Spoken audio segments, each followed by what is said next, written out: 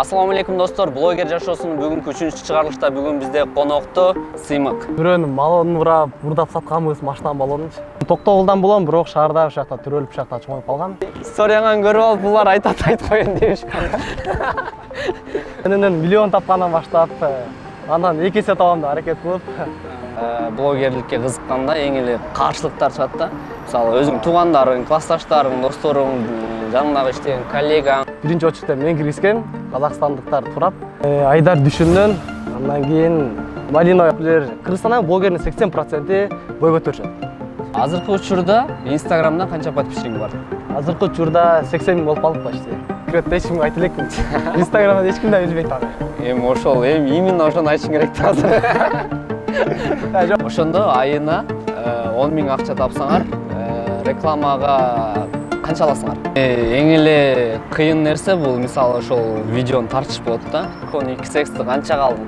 Кантип жолдуң, урдадыңбы? Бар десең болот, жок десең болот. Ошондо эмне, барыракпы же жогуракпы? Ассаламу алейкум достор, бүгүнкү блогер жашоосу чыгарылышынын 3-чү чыгарылышы башынан. Ассаламу алейкум достор, бүгүнкү чыгарылышта блогер жашоосунун 3-чү чыгарылышы. Биздин кызыктуу окуяларды көрүш үчүн албетте биздин каналга подписка кылып, лайктан басып коюңуздар. Андан эмесе кетти. Ассаламу алейкум достор, блогер жашоосунун бүгүнкү 3-чү чыгарылышта бүгүн бизде конокто Сыймык.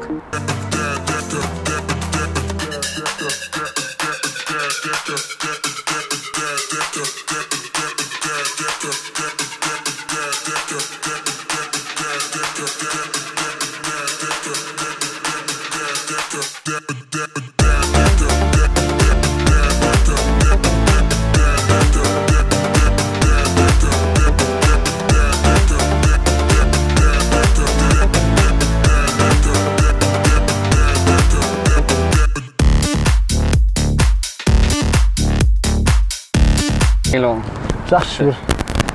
Биздин биринчи суроо. Сен аты жөнүң, туулган өскөн жериң, полный ошол боюнча кеңирээк маалымат берсең. Атым Сыймык, фамилиям Нураджилов. Өзүм Токтогулдан болом, бирок шаарда ушул жакта түрөлүп ушул жакта чоңоюп калган. Бирок Токтогулдан болосуң. Токтогулдан болом. Жакшы. Бул блогер жашоосуна качандан баштап кошулуп калдың, же болбосо буга кандай себептер болуп кызыгып калдың? Блогерликке где-то 1 жыл болуп калды. Бирок толук кирише элекмин, буюрса 2022-де толук киришип атам. Блогерликке эмне болуп кызыгып калдым? Менен миллион тапкандан баштап, андан 2 эсе табам деп аракет кылып. Сен ошондо азыркы өзүңө кумир катары туткан бул энененди өзүңө кумир кармайсыңбы? Гусейн Гасанов энене. Эмеде мисалы силердин страничкаңыздардан көрөбүз. Эненен менен жолугуп, ошолордон мындай мотивация алганыңарды, же болбосо ошолор менен сүрөткө түшкөндөрүң бар да. Мисалы ошондо сен өзүң энененди кандай катары өзүңө кабыл алдың ошонучу? Энененди буюрса энененде бирок болобуз деп, номер 1 блогер болобуз деп, артынан ээрчип, эптеп жеттик, бир күндө издеп жүрүп, Кудайым буюрса номер 1 болобуз. Эң эле алгачкы бул мындай да, блогерликке кызыкканда эң эле каршылыктар чыгат да. Мисалы, өзүң туугандарың, классташтарың, досторуң, жаныңдагы иштеген коллегаң, ошондо кандай болду? Аларга кандай жооп бере алдың? Биринчи очередте эле мага дос балдарым каршы чыккан. Ошо видеоңду эмне кыласың, таштачы депчи. Бирок өзүңдүн мечтаң болгондон кийин эч кимге карабаш керек экен, только вперед. Азыр ошол дос балдарың көз карашы кандай? Биринчи видеоң кандай? Эмне контент тартылды? Ошол боюнча айтып берсең. Чын айтайын, биринчи контентим бул интервал болчу блогерден. Ал учурда бизде Кыргызстанда эч ким жок болчу, интервалган. Биринчи очередте мен киргизгем, казакстандыктар турап. Ошол. Андан кийин дос балдарым өсө, могудан албайсың деп сүрөттөрүн жөнөтүп, кызтартын жөнөтүп.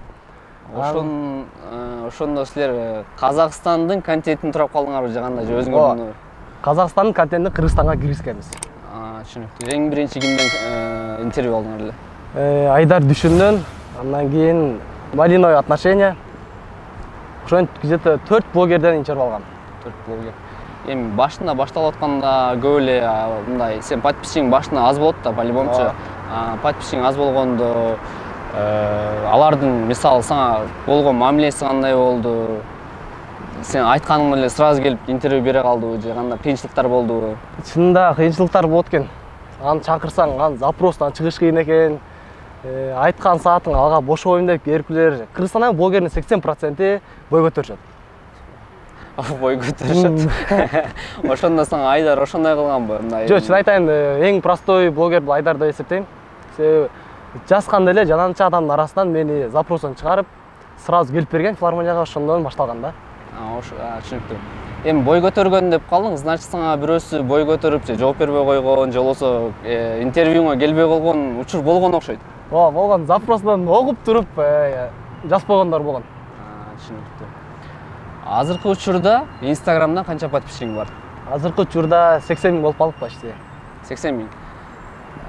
Мисалы Instagram'dan подписчикти кандай жол менен жыйнайсыңар?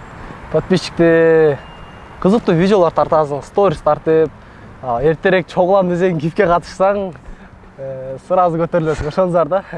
Ошондо силер кайсы жол менен подписчик жыйнадыңар өзүңөргө? Биз бардык түрүн эле колдонуп атабыз азыр. Гифке да катыштыңар? Гифке да катыштык.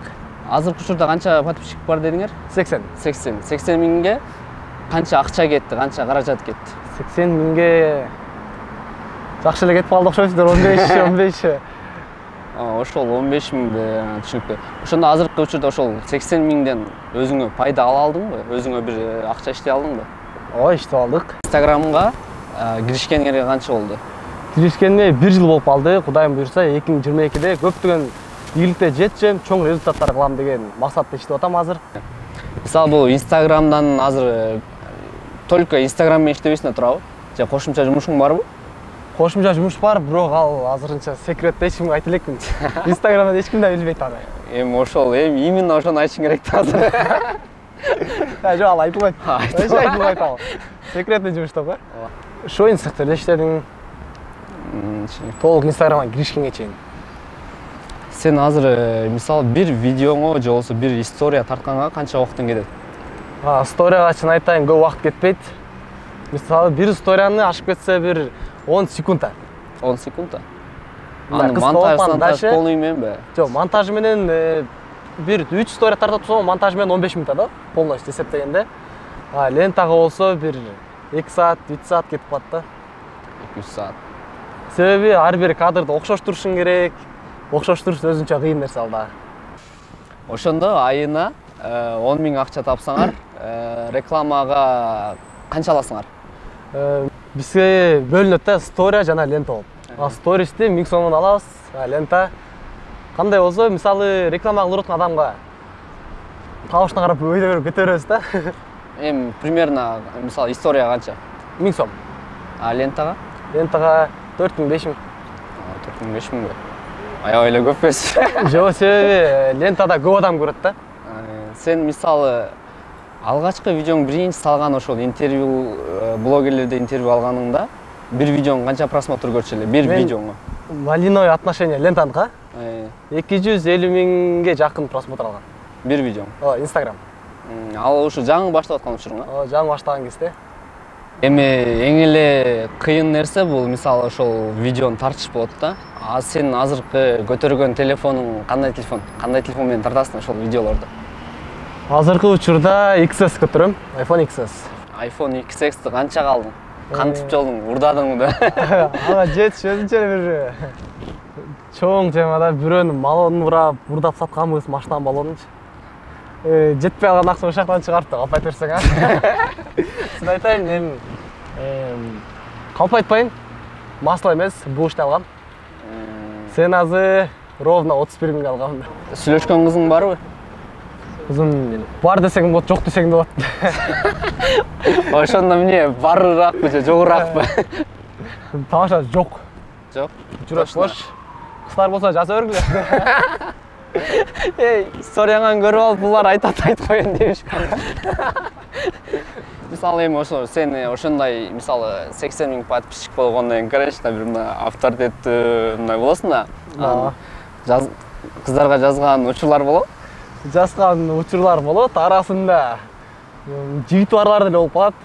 Отказ бергендерби? Анан кийин кыздын инста пароли болсо, жигитин окуп калса, жигитиме сүйлөшүп калган болгон. Өлдүм го бияк. Мисалы историяны ушундай кыйынчылыктар менен тарткан историяларыңды өзүңдүн подписчиктериң баалайбы? Ооба, ар бир баалайт, реакция жөнөтүп, колдоп турушат, мотивация берип, жакшы сөздөрдөн жазышат. Жакшы. Эми ошол мисалы бир күн 24 саат турган статусуңду канча адам көрөт? 24 саат турганда 6000-7000 көрөт. 6000-7000. Жакшы. Мисалы ушу менен бүтүрүп эле салалы.